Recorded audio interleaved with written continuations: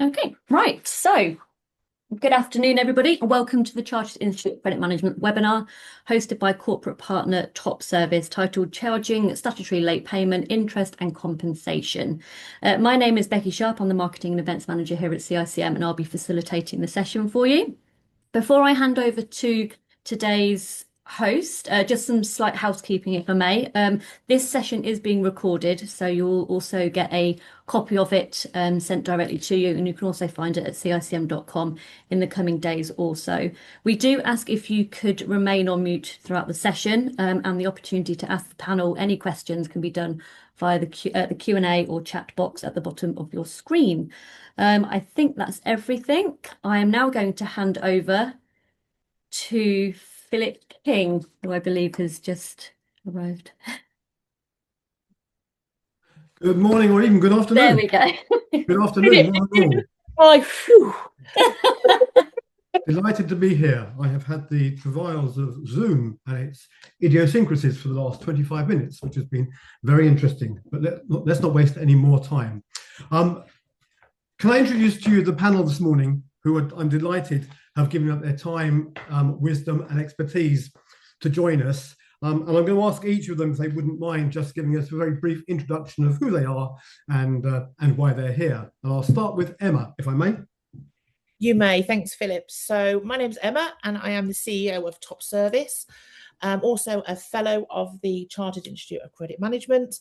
And I have been working at Top Service for 25 years, and that is the amount of time that I've also been in credit management. As you can imagine, we deal with charging statutory late payment, interest and compensation every day. So really looking forward to sharing the insights and hearing from the rest of the panel. Thanks, Emma. And Alicia. Hello, so I'm Alicia and I work within Top Service. I work in the pre-litigation department. I've been with Top Service now for around 3 years. So I deal with the late payment charges on a daily basis and just try and ensure that they get paid, as well as the debts that we handle. So yeah, hi everyone. Thank you very much. And Paula. Good morning, everyone. Paula Swain, Head of Litigation at Kern Solicitors, also a Fellow of the Chartered Institute, and I sit on the executive board there.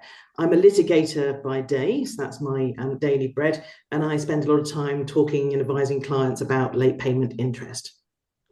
Thank you very much. Ivan.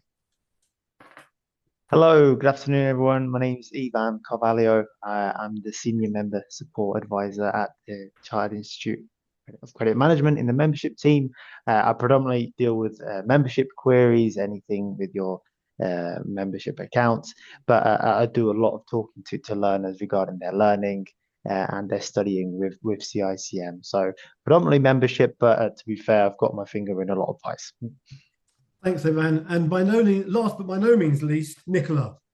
Hi, I'm Nicola Halland from CEMEX. I'm the National Credit Lead. I've been with CEMEX for over 20 years. Started in collections, moved into credit management, and look after everything from account creation to account collection, and hopefully have a chat over anything that needed to be discussed today and give some more confidence for those that might be wanting to look into charging late payment interest compensation. That's great. Thank you very much. And welcome to you all and to everyone that signed into the webinar today. So we're going to look at late payment interest, look at some practical aspects of charging it and imposing it and recovering it and so on. But before we do that, I thought I'd just ask Paula if she wouldn't mind just talking to us a little bit about the background of where the charges came from and why we're allowed to charge them and so on. Paula, over to you if I may. Thanks, Philip. Becky, I think we've got some slides hopefully to share with the group, which are going to be shared after this session. So please don't feel you have to scribble down lots of notes.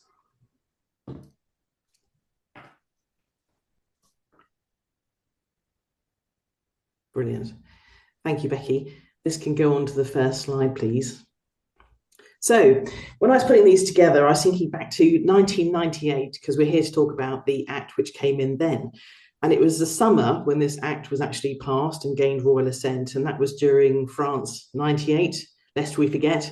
And of course, we had the launch of Windows 98 as well. So It was a big year. Personally, I was also finishing law school and about to start my training contract to become a lawyer. So quite a long time ago now. I think it's 28 years and counting. So yes, it's been part of my professional life all that time. So we're talking about the Late Payment of Commercial Debts Interest Act 1998. Here it is, got a copy, which is in brief, an act to make provision with respect to interest on the late payment of certain debts arising under commercial contracts for the supply of goods or services. Now, this applies across the UK, so Scotland and Northern Ireland as well, but they have their own approach there. So always check in Scotland and Northern Ireland with your advisors as to this particular piece of legislation. Next slide, please. So I like to think of the application of this particular piece of legislation in three ways. There's the Fleetwood Mac go your own way approach, there's the hybrid approach, and then there's the full electric experience, the full Tesla approach. So what do I mean by that? So you have the Type A contract where the creditor chooses everything they want to include in their contract terms and conditions. So interest is chosen at the commercial rate. They specify charges for default. They include a term for us lawyers that we love, which is the indemnity for legal costs on recovery. And they usually specify a time period for payment terms, usually 30 days.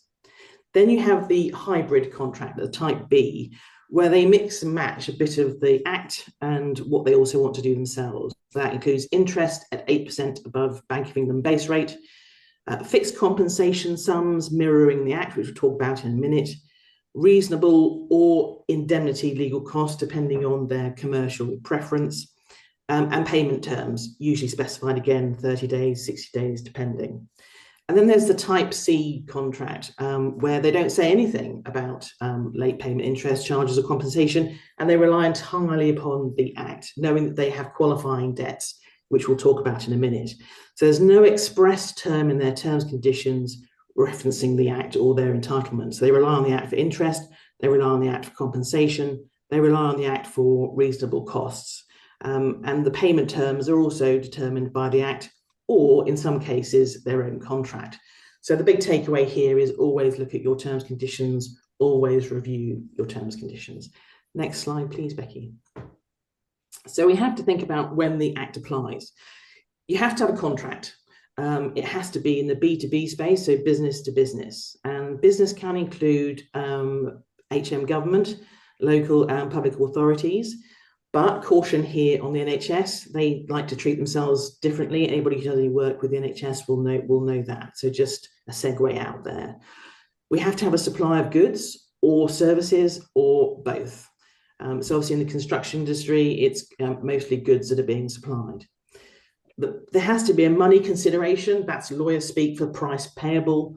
And sole traders can be liable under the Act to pay, but they can also charge interest as well. So always one to remember. There are certain excluded contracts under the Act. So that would include employment contracts, contracts where there's a security, consumer credit agreement. So what does the Act do? It inserts an implied term into the contract, giving a creditor a right to simple interest on the price, a fixed sum, and reasonable costs of recovery. The above only applies to a qualifying debt. So you have to have a debt which is not defined by the Act, created by virtue of an obligation under a contract to which the Act applies to pay the whole or any part of the contract price, defined as the money consideration for the goods or services you're supplying. There's a big question out in the industry about multiple invoices. Some creditors like to apply the charges interest to each particular invoice. My caution there is to always check your terms and conditions, that there isn't anything that contradicts the Act itself. But in some cases, you can charge these sums per outstanding invoice because the invoice stands as what we call a qualifying debt. So the next slide, please. So you've got your qualifying debt, you've got your entitlement to interest. What is it? It's 8% plus the Bank of England base rate. And that rate is set by the Act twice a year. And it's first for 6 months and the second 6 months. And that's the period it normally runs from. Interest then runs from the day after the agreed payment date. And if there's no agreed payment date, the Act steps in. Again, if you're unsure, always take advice. I'm sure Emma and the team are looking at this on a daily basis. So the next slide, please. So interest under the Act ceases to run when the interest would cease to run if it were carried under an express contract term. Interest under an express term normally ends on the payment of the principal sum, so when you've paid that debt. Interest might be challenged due to creditor behaviour. For example, if you confuse the debtor or you're not invoicing for a considerable period of time. And we have seen examples where, for example, that 8% over base rate interest rate has been reduced down to something like 4% above base. So there can be a penalty there for the advantage of the debtor. Contractual interest could be challenged in court as not offering a substantial remedy. And that has been done in several cases over the last 28 years. As an active solicitor in this area, debt recovery litigation, I've not had a challenge from the other side about this. But there are cases on this area, and rates have been pushed down to 4 and 5% above base has been upheld as providing a substantial remedy. So again, moving on to the next slide, please, Becky. So you've got your entitlement to interest, and that's the gatekeeper. You have to have interest running before you can go on to these next stages. So once interest begins to run, the creditor is entitled to a fixed sum according to the size of the debt. So think of our invoice. If it's below £1,000, you're entitled to a fixed sum of £40. If it's £1,000 above but less than £10,000, that sum is £70. And then the debt of £10,000 plus, that fixed sum is £100. So you can start to see in the background where if you've got multiple invoices and multiple values, some creditors will want to seek those additional sums per invoice. Next slide, please, Becky. And then we go on to the reasonable cost of recovery. So if a fixed sum is payable, so again, you're going through these gates, the creditor has an implied contractual right to be paid the reasonable costs of recovering the debt, which are not met by the fixed sum. And the court is going to have the final say on this. So if I go back to the original conversation we were having, and I said that as a lawyer, I prefer to have a clause that says indemnity costs, is because indemnity costs will generally sweep in all of the legal costs that you've incurred. Whereas reasonable costs, it's up to the court to determine what that sum will be. So this could include expenses incurred instructing a lawyer or employing a debt collection agency. And I think the top service team may mention this in terms of their experience of the Act and the daily discussions they have for payment under reasonable costs. So it's useful to argue for if the claim is allocated to the small claims track or is likely to be allocated if it's less than £10,000 or during a mediation. It's another argument up your sleeve to try to recover some of your actually expended costs of trying to recover the debt. The next slide, please, Becky. So debt sale and some other points here. So if your debt is sold or assigned to another entity, these rights can be assigned to, and therefore that can affect the value of what you're selling. So always bear that in mind. Also consider that once late payment charges are due, they remain owing if the debtor pays the principal debt only, and there's a 6-year limitation period. So you can still go after those additional sums, even if you've been paid the principal debt. And an express interest clause can displace interest.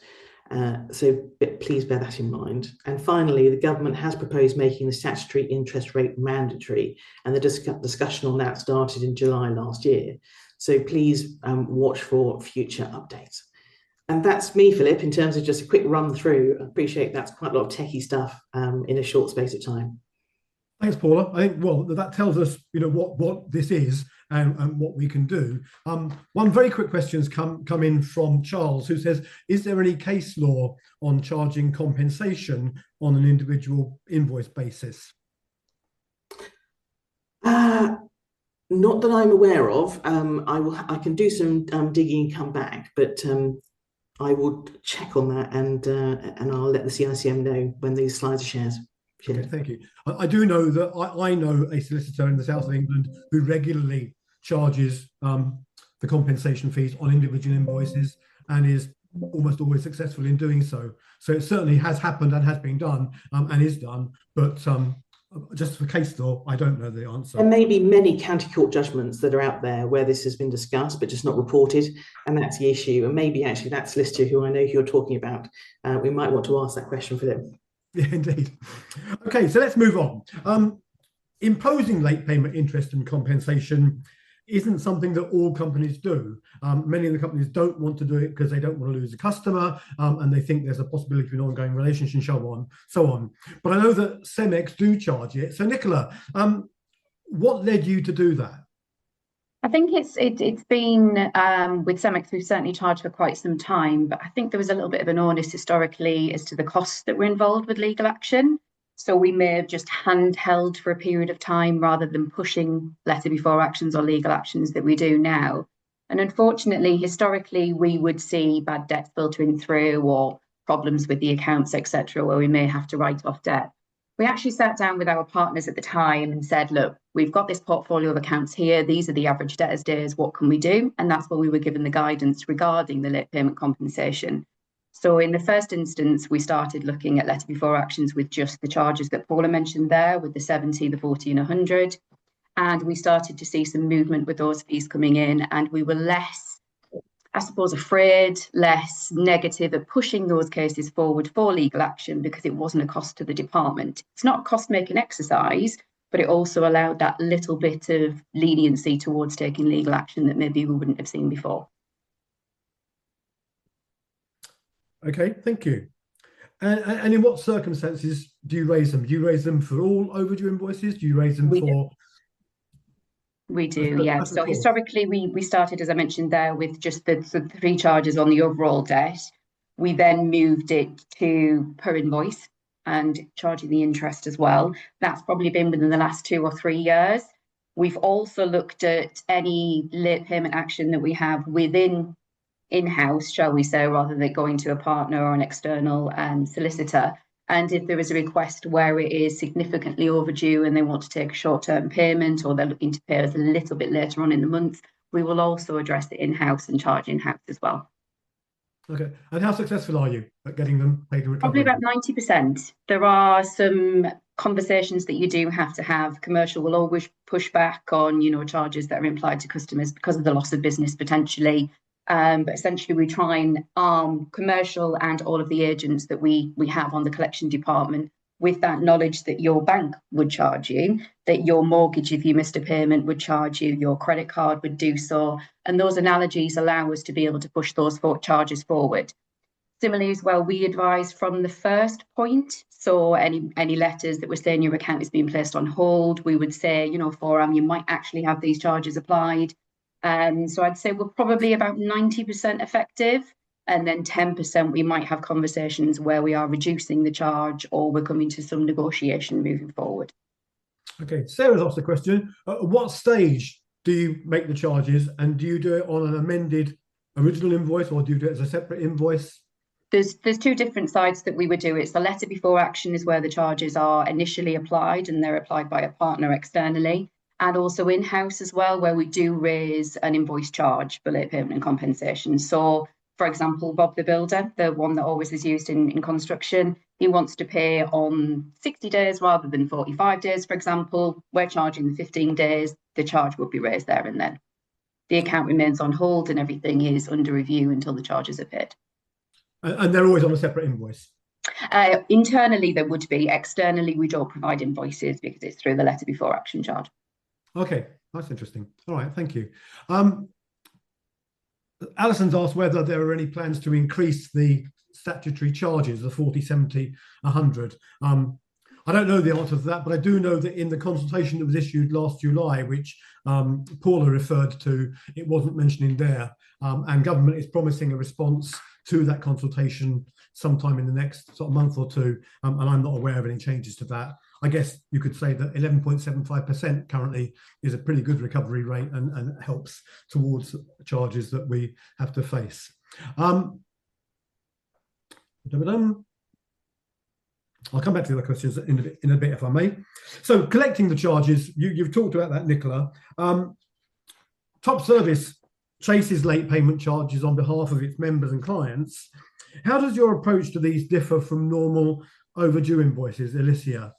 So I would say in terms of chasing late payment charges and a standard invoice, there isn't much that is really as different. So we would normally chase late payment charges as we would with a standard invoice. It is just more explanation that needs to be done.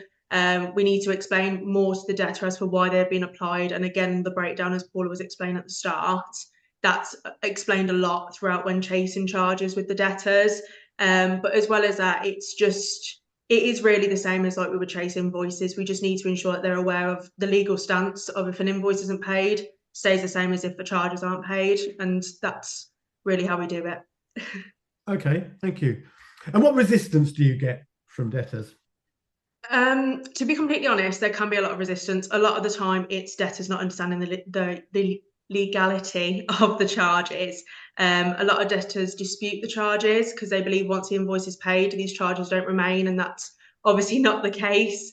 A lot of the resistance in terms of them does stand on dispute, and again, it's all about explaining to the debtor why they've been applied and the full breakdown of how they've been applied to try and resolve that resistance really from them being paid. Okay, Nicola, how do you overcome the challenges that get thrown at you? I think it's more or less the same as what we've already discussed there. It's making sure that everybody is aware of the charges in the first instance. And it does sometimes, if you're making the education to the customer or to the commercial team, assist you in actually recovering those monies, because they'll think, right, okay, if I don't pay Cemex, I'm going to get charged £1,000 for argument's sake. Whereas actually, if they go to another creditor, they might not have those charges applied. So you'll find that Cemex will actually, because we're proactively managing it and saying, if we have to pass it to letter before action, these charges will apply, that we will get paid in the first instance. So therefore, the charges don't apply. So I think really from the perspective and the resistance, it's more about educating and pushing that line forward to make sure that this is our stance. This is the Cemex will be taking, the stance that we will be taking, and just making sure that it's continuous approach. So it's not that this month we're saying, oh, actually, you're 2 days late, we're not going to charge you, but next month we do. It's having that education and making sure it is a straight process all the way through. You always get resistant. Nobody likes to be chased for money, but at the end of the day, those monies are due. So, if it's going to be a cost of Cemex having to chase that in additional capacities, either using top service or another partner, then, we need to push that forward and make sure that that money is collectible. And what resistance do you get internally from the sales force and from other people who see you can imagine, you can imagine it's always anti-sales, isn't it? Anti-sales. And as much as we have and we educate the customer, we need to educate internally as well. So with regards to the kind of commercial versus credit perspective or collection perspective, we're pre-advising in the commercial. The commercial want to support that, and the commercial want to, hold up on the charges. If they want to pay those charges that are applicable, then it's up to the commercial team. So there are occasions where we will push back and have that conversation and say, but it's not full, it's not a full negative of this is what we're doing. There are situations where we do negotiate it as well. And it's again, giving all of the collection agents and the teams and the credit people that knowledge that Paula has very kindly shared, and brilliant slides there that you can all take away and say, right, okay, guys, this is what we need to do. Having that knowledge and having that proactive conversation, sometimes you don't need to go to that point, Philip. And that's, being able to proactively manage it is the best way forward. But the resistance is there. But I think when we've tried to pass it back and say, right, okay, guys, we've got a little bit of a legal situation here that you didn't advise us that we had a claim, for example, that kind of pushing the charges back to them, it makes them more proactive in helping to chase the debt and give us the query information, because they're used to it now. We've done it for that long. We get them involved where we need to, and hopefully we don't get to that negative stage or resistance. I do like that approach. If you're that uncomfortable about this, then raise a credit note from commercial revenue, and you put your money where your mouth is. If you're really, we use the word, would you like to sponsor this one with your name on it, Bob, for example? And it tends to become, actually, no, Nicola, we'll just go with what we need to do. Yeah, I like that. Alicia, have you got any particular tips or strategies that you use? So I would say it's kind of really, again, what Nicola's kind of followed on with that, really. A lot of our way moving forward with collecting the charges within Top Service is ourselves as the collections team and pre-litigation department being aware of how these charges are applied. With that explanation, it's very much if a debtor comes to us, for example, and says, I dispute these charges, I don't believe they're due, our response is plain and simple. It is explaining to them this is why they've been overdue. And it's just really ensuring that the debtor's aware that they haven't paid their invoice on time, they haven't stuck to their credit agreement with their client. And if they haven't done that, sadly, there's consequences, and these charges are the consequences. And if our client wishes to proceed legally on them, they will continue to do so. And it's just really overcoming any sort of resistance, is just really ensuring that they are aware of the risks if they don't look to make payment and what can actually happen. Okay, thank you.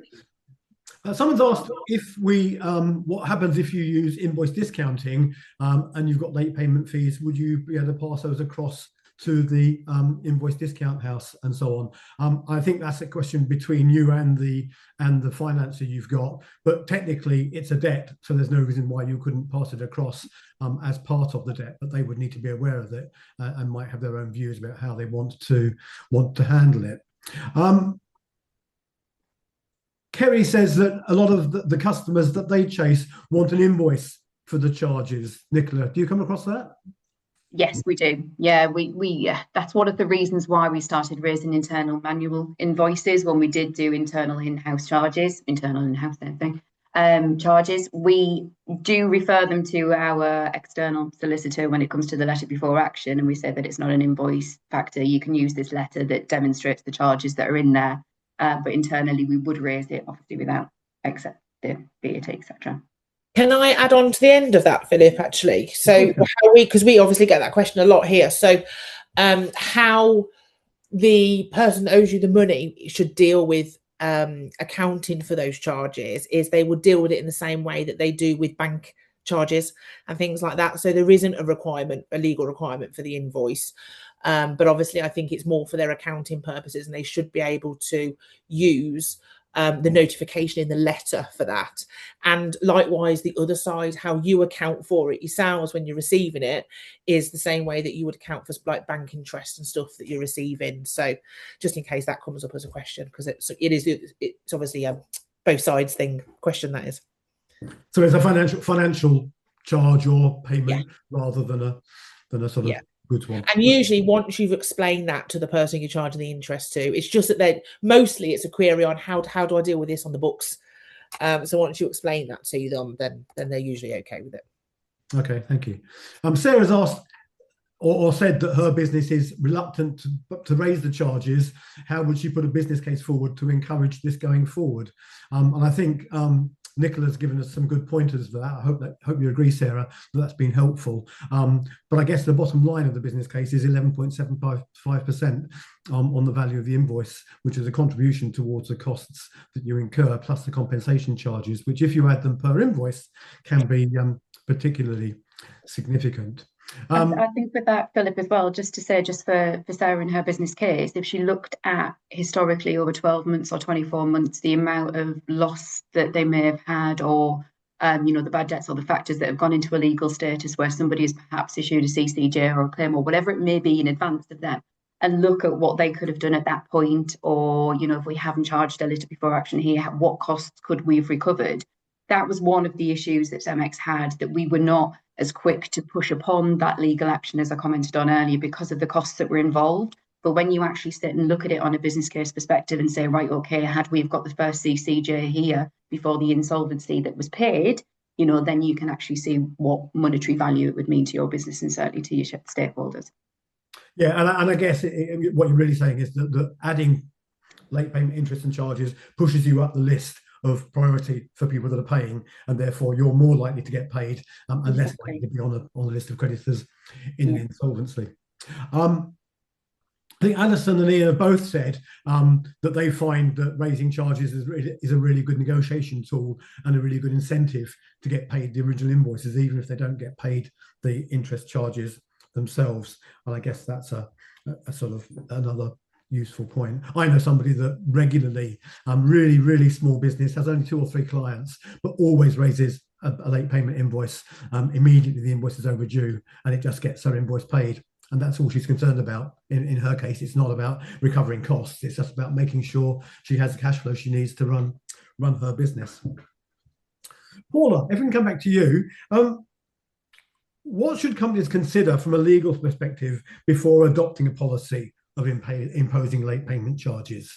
I think it's what the whole group has been talking about here, which is the commercial objectives and the internal stakeholders and what they want to try to achieve. I think it's always best to educate before a problem, and so if you can get all of these things put into your terms and conditions, I mean, that's always my preferred route, which is the Fleetwood Mac approach, as I said earlier on.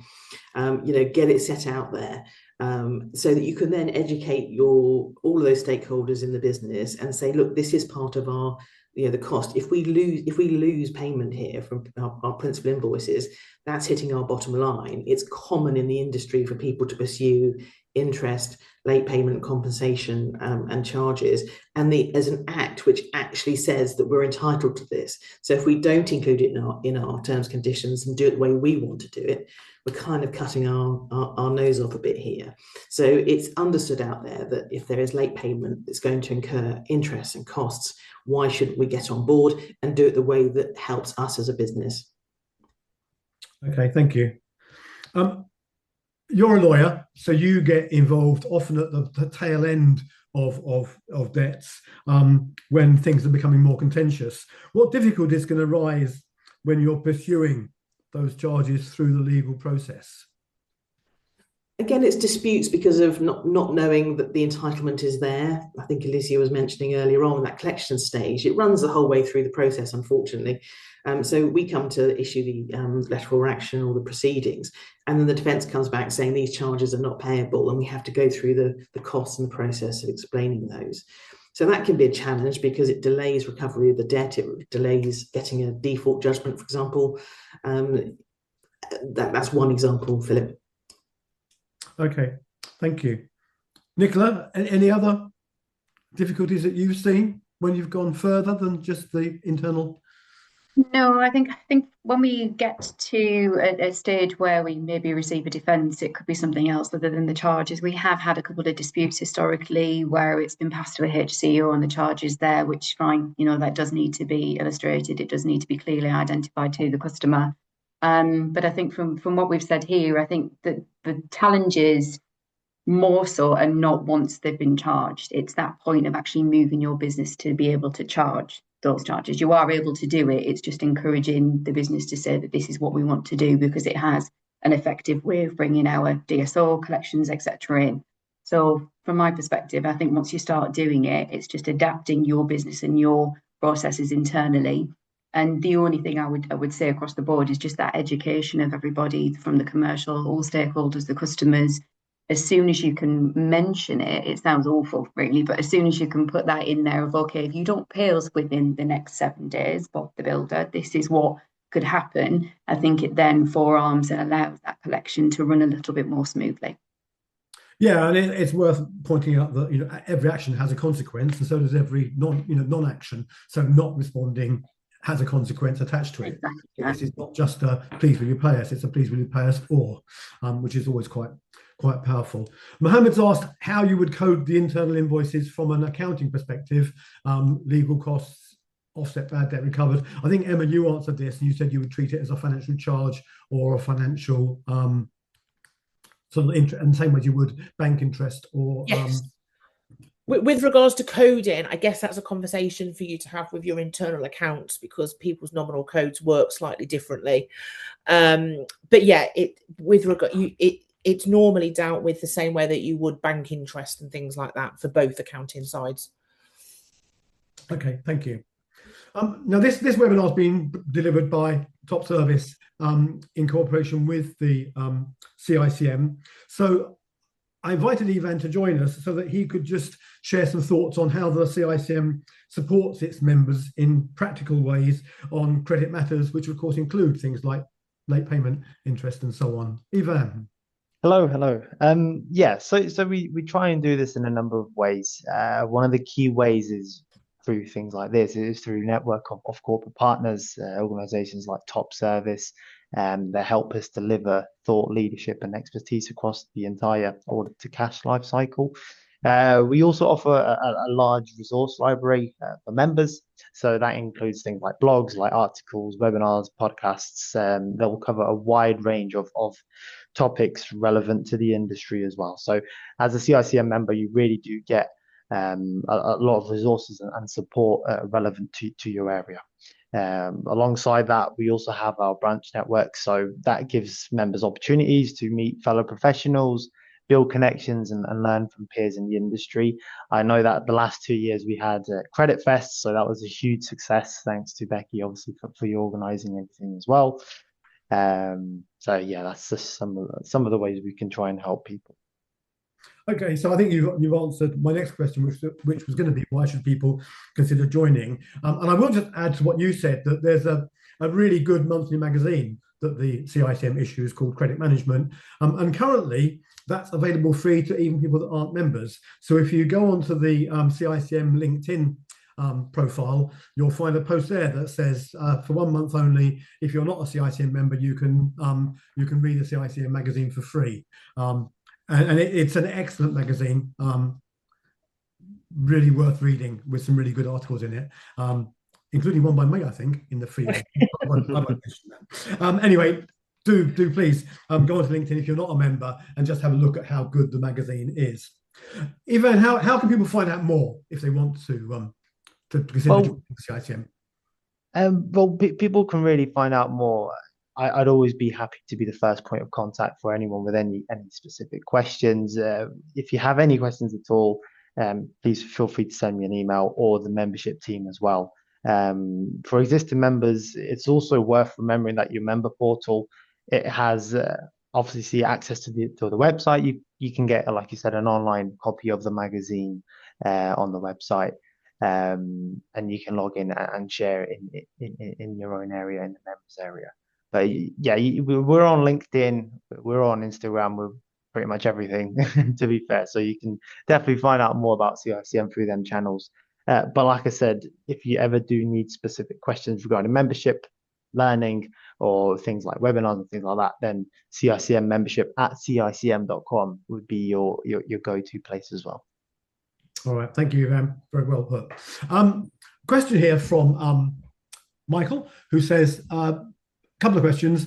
If an invoice is under dispute but deemed after investigation as correct, do you adjust the due date by the time to investigate? We'll ask that one first. Paula, Nicola? From CEMEX perspective, we would initially, if we're sending a letter before action, for example, and you've got 10 invoices there and 2 are under investigation, we would remove them from the value that is sent. So the account would remain on hold. Once the query was resolved, if it was in CEMEX favour or customer favour, then that's when the new process of letter before action would be sent. So it'd be included maybe in a chaser afterwards, but you would give satisfactory time, I would say the terms, to ensure that the customer is either happy or not happy with the response before. So when we have a debt that is disputed, we would also have to consider, if we were to take action, what type of action we would be looking at. And with the queries that we do get across, we make sure everything is sent over to the customer in writing, etc., so that the collection agents can see that from the commercial perspective, what has happened, and then we can forward that on to the customer as well. But I suppose a short answer would be yes, we would give additional time once the query was resolved, the terms, for example, and then we would run on with the same format. So just make sure I understood this right. You've got 10 invoices, 8 of them are fine. So whatever you said. The 2 that are in dispute, you sort of remove from that equation. That's the amount of late payment, interest and compensation is reduced. But then when those 2 aren't paid, having been resolved, then the whole thing kicks in again for the 2. It starts again, yeah. Okay. Paula, are you happy with that from a legal perspective? Yeah, definitely. I think it's a matter of negotiation with the creditor and what they want to do. Technically, they're entitled to carry on unless their term says that if there's a dispute, they will suspend, in which case they need to have regard to their express term. Okay, and another question from the same person whose name I've forgotten. I apologise. Michael, do apologise. Michael's credit terms are set at from the first invoice. So if an invoice is disputed and corrected, they'll keep the original date on the reissued invoice. So it's raised on the 1st of September. dispute gets resolved by the end of October, but they still retain the 1st September date of the invoice. Would it be enforceable to charge from the original due date? In regard to the previous question, I would have thought the answer was no. You can't charge it while it's not deemed a valid invoice, can you? Or am I wrong? Nicola first. Yeah, I think from the specific question that we have there, I don't know whether we have or have not covered it. I think if the invoice was in dispute, then no, we wouldn't look to charge it. If it wasn't in dispute, we would charge it from whichever the due date was. So, yeah, I would say no. Okay, thanks. That's got a commercial position. Paula, is it the same legally or is it different? I think it's the commercial position again, but also just think about the, what's actually happening here with the invoice. If you've got an invoice for 1st September, you've supplied the goods. Yes, it's disputed, and you might make some changes to it, saying maybe taking off some items, but essentially it's the same invoice from that period. It may be the debt is reduced, and that will affect how much you're charging anyway. Okay, thank you. Okay, so Michelle's saying that she understands the Late Payment of Commercial Debts Act is specific to B2B, and you said that, Paula, in your earlier session.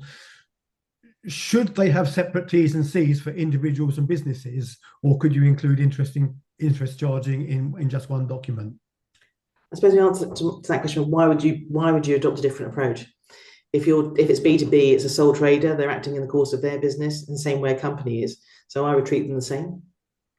And I would have thought, tell me if I'm wrong, because I'm not a lawyer, but if you were dealing with consumers as in Joe Bloggs in his own right, rather than as a business or a sole trader, then you'd need a different contract anyway. Yes. You wouldn't be applying this act. Sure. Okay. Right. So I'm going to ask a couple of questions, if I may, because we've got 5 minutes. Although it's interesting that we've picked up almost all the questions on the way through, which is always a good way to do it if you can. I wanted to ask Nicola how often you keep the customer having charged late payment interest, but I'm suspecting the answer is almost always. Yes, we do. We do have a mix. So it kind of boils down to the credit perspective, I guess. So when we send a letter before action, the account is automatically pending full review. So we might recover the debts instantly, and then we might further down the line recover the compensation because they're looking to actually come back to Cemex and trade. So we wouldn't actually review the account in full until everything was cleared. And not to say that just because we've had the debt and maybe the compensation, etc., 3-4 months down the line, that we will actually look to trade. Majority of the time, I think, possibly to hopefully answer the question, is it would be Cemex's decision as to whether we wanted to trade with them again.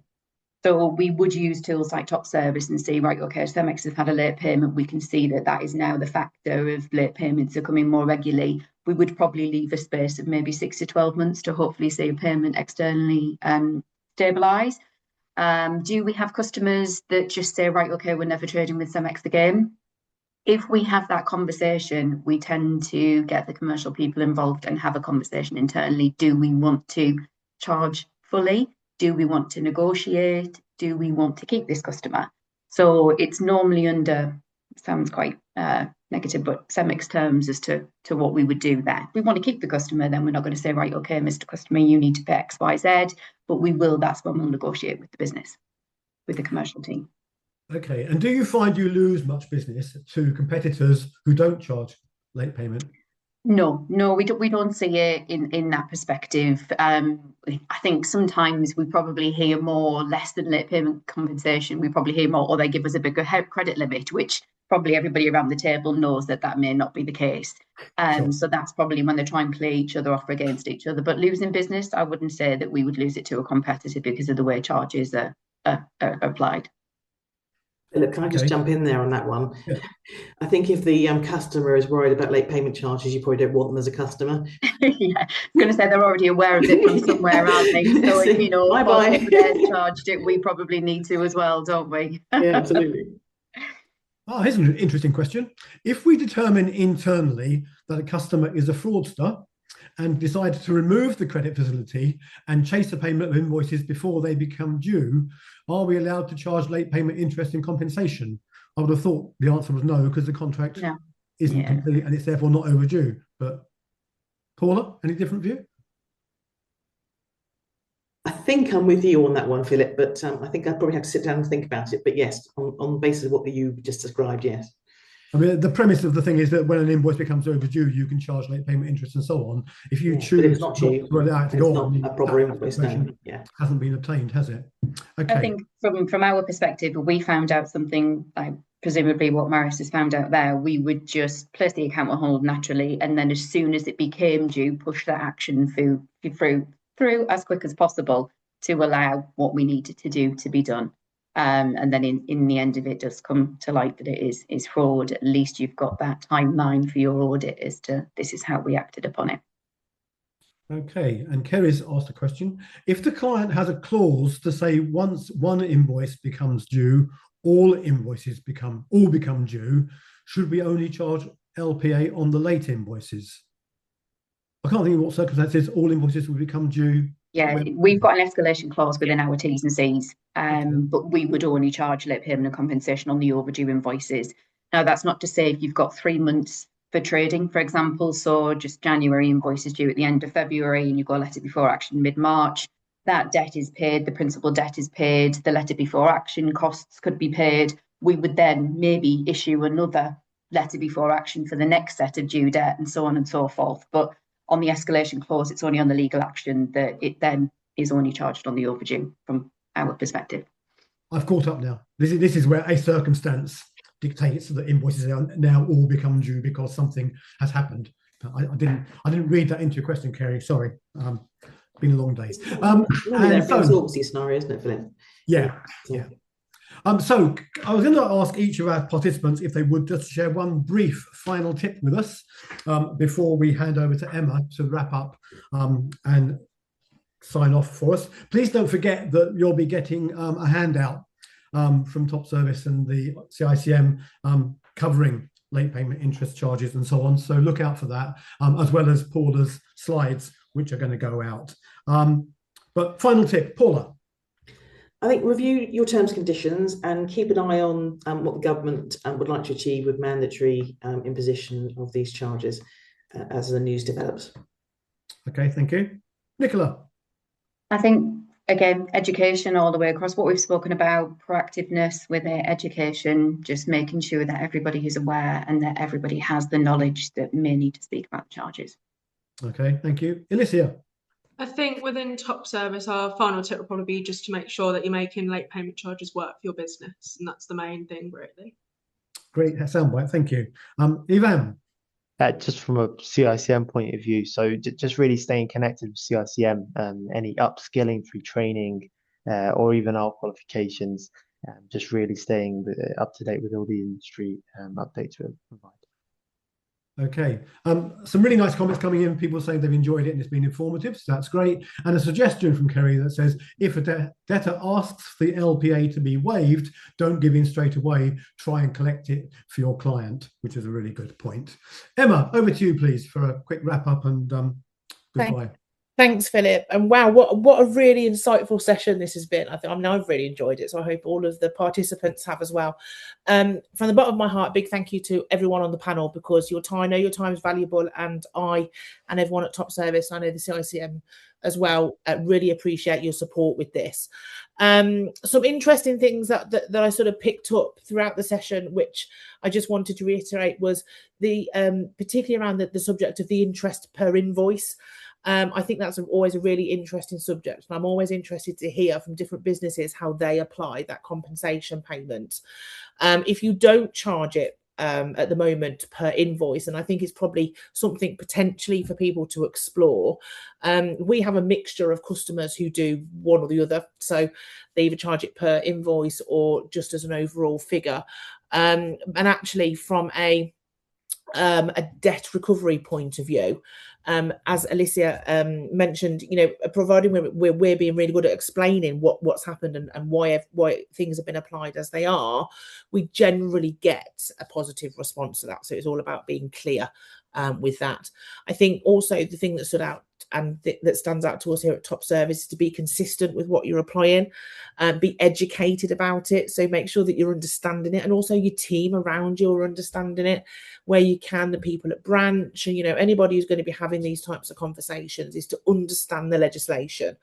And also understand how and why you're applying it as a business. I think that's always key for the people around you to understand as well. I think what stood out today was to get the accounting side sorted. So if you're not already applying it and you're just going to decide to start working with the legislation, is get the accounting sorted both sides. So how are your accounts team going to cope with or deal with the payments that are coming in, there's interest and compensation, and how do you answer the questions around, we want an invoice for this, we're not paying it without an invoice. I think that's a really interesting thing to explore as well. And then from a debt recovery point of view, so from a DCA point of view, I think it's really important for you to talk to your DCAs or legal partners and make sure that they understand, again, why you're applying the legislation and how you're applying it, and what you're going to be, what you're doing it for. So for us as a debt recovery agency, it's really important for us to understand how we're working for all of our customers. So, you know, we know that we are a charge to our customers. So it's really important to us that we are educating and supporting our customers to make sure they're able to cover those charges. You know, talk to your DCA or legal partner about, is there room for negotiation? So again, understanding why you're charging it, what you're hoping to cover by it, will help them to know, you know, because we know from a debt recovery point of view, once you've got that person on the phone, you want to be able to do as much as possible with them. So if you have a criteria or some parameters to work with, that's better for your DCA that you're working with. You know, is the negotiation there? Can we look, if we needed to, could we look at covering our cost plus 10% to you or something, you know, around those lines, always worth exploring. But yeah, what I just think has been really fantastic. The questions have been great as well. So I will certainly be listening to the recording back as well to make sure that I'm grabbing anything that I might have missed along the way. So a big thank you to everybody, and to you, Philip, for facilitating, and Becky for organising as well. Indeed, thanks to all. And before we go, one very quick question. Can you charge late payment interest and charges on accounts not in the UK? Paula? Use your contract. And then it's up to the local jurisdiction where you're supplying to check whether you can or not. Brilliant. Thank you very much.